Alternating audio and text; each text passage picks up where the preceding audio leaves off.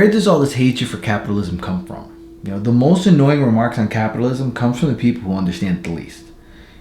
It's commonly blamed for any woe occurring in the world today. Greed, inequality, starvation, environmental destruction, and war are common supposed byproducts of capitalism, according to the extremists. As if people weren't greedy and as if there was no inequality amongst people before capitalism. As if everyone had full bellies and no one warred or depleted lands of its resources before the idea of the dollar was birthed. This is a fundamental flaw that leads to this kind of thinking, that greed is caused by capitalism. That if we lived in a communist society, people would stop being greedy and that the government would not take advantage of the immense powers given to it. They also think that to gain you must take. It's not a zero-sum game. As if people are being forced to buy the products they buy. As if people want green paper more than they want the food nourishing them and the home sheltering them. The entire premise of capitalism is that the decisions are made by the people. If the people don't want it, the companies don't sell it. The companies that sell things that people don't want fail, and then we never hear of them again. It's why you're thanked on the way out of the restaurant and why you say thank you back. It's a mutual gain. Not only do they want to create what you want, they want to make it at the price you can afford. Because, well, if you can't afford it, they can't sell it to you and they can't make that money they so desperately want. Furthermore, they're even incentivized to continue to lower the price because if the competitor can sell it at a lower price, you would just buy it from them. That's the beauty of a competitive free market capital society. It allows for innovation that makes the products not only better, but cheaper. In that case, their greed breeds your benefit. Nothing is overpriced that you've bought. If it was overpriced, you wouldn't have thought it was worth it and would not have bought it. Capitalism actually brings you what you want. You don't need to gather or hunt or even prepare your food anymore. How many of you still have to endanger your lives to chase your meal? How many of you are breaking your backs farming all year round so you don't starve? How many of you are complaining about capitalism through social media on an electrically powered internet accessing smartphone equipped with the most modern technology as you sit comfortably in the back seat of an air-conditioned Uber you ordered on that very smartphone? All services which only exist due to capitalists and paid by the money you earned working for a capitalist. Things can always be improved, but how much can you really complain about a system that's benefited the world as much as it has? Do you really think that if we left it up to the government to control wealth and the products that are created, that we would be better off? Or can we admit that the creative and motivated people can use greed for something that can improve the whole world? These greedy internet providers, film companies, and farmers might actually be doing something for us that we need. That maybe motivating people to provide people with what they need by rewarding them is a great way to make sure that people get what they need. Without that motivation, would people spend their time growing more food than they need or building and flying airplanes so you can get where you want? Simply put, no. That is why capitalism has taken so many people out of poverty than any other system and why communism has continued to fail throughout history. You work your ass off to open a business and from it jobs are created. Services and products are bought and created, lives change and innovations multiply. Why not be rewarded? Is that not why you did it in the first place? Is that not why you worked so hard, took the huge risks that you did that could have left you broke and starving? That's what kept you motivated. Not just the success, but the failure.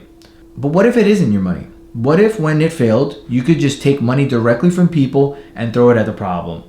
Would you try as hard? Would you be more prudent and frugal with what is essentially infinite money with minimal risk? Or would you do just that? Throw money at the problem without a care?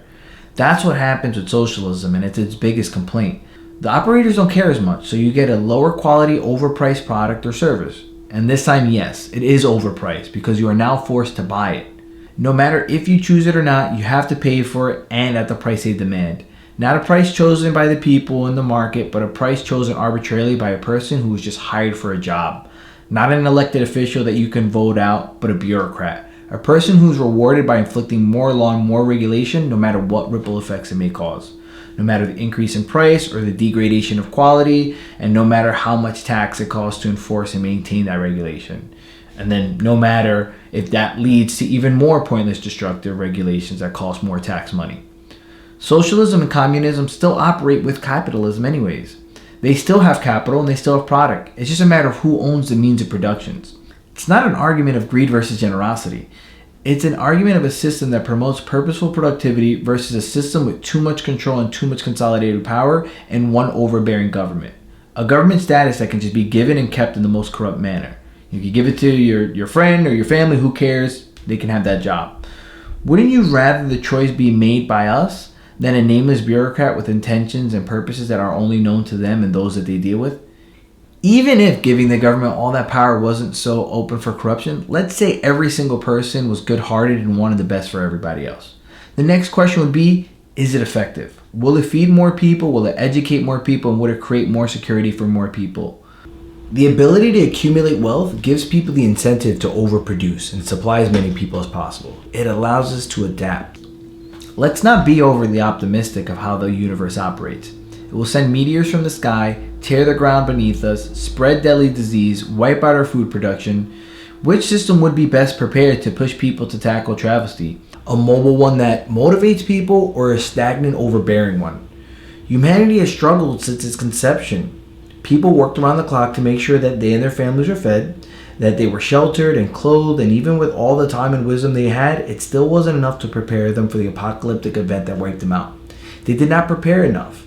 They ceased to innovate, and so they ceased to exist. We still live in that world. It's just hidden by buildings, entertainment, and by flawed philosophies. And without the ability to innovate and move forward, we would just fall back into our default setting, which is poverty. Starvation, diseases, all those things come from that. People will ask the question, why are there poor people? And assume it is the wealthy that have created that poverty. But again, poverty is the default. Starvation and famine are older than humanity. Instead, we need to ask, how are people rich? Yes, wealth can be stolen, and there are people who do, but the real wealthy people are the people who actually supply people with what they want, what they need. And that is created through innovation and hard work. Simple as that. Another question that will be asked is if it's fair. A system that rewards the most productive and the least productive the same is much more unfair than the one that rewards them accordingly. In a free market, the person who does the most will continue to do more, and the more they do, the more they get rewarded. And the person who wants to do nothing will push themselves against their destructive nature to make sure that they survive. However, if the incentive is removed, the unmotivated person can enjoy their stagnant lifestyle and face little consequences on the surface, while the motivated person, due to their resentment of seeing people not carrying their own weight, will see the futileness of their efforts and lose their motivation, and then we all lose. Overtaxation does this to people all the time. Why do more if the rewards will be taken? Okay, then someone will say that a rich person is only benefiting because they are stealing from the poor. But again, capitalists create wealth and make the necessary products and services we use, and whether they care or not, they make them cheaper and better, which lowers our expenses. For those products and services to be fulfilled, they need to hire more people, and that creates opportunity for people to find their own wealth, which they can use to buy those cheap and improved products and services. Capitalism takes people out of poverty by raising all ships. And then some will say they're not raised equally. Sure, there are people who make more, and sure, they have increased at a higher percentage, but is your 30% increase in wealth hurting you in any way because another person who is having more influence on the market has increased by 300%? People are obsessing about the wrong details. We all want people to rise from poverty, and free market capitalism is doing that.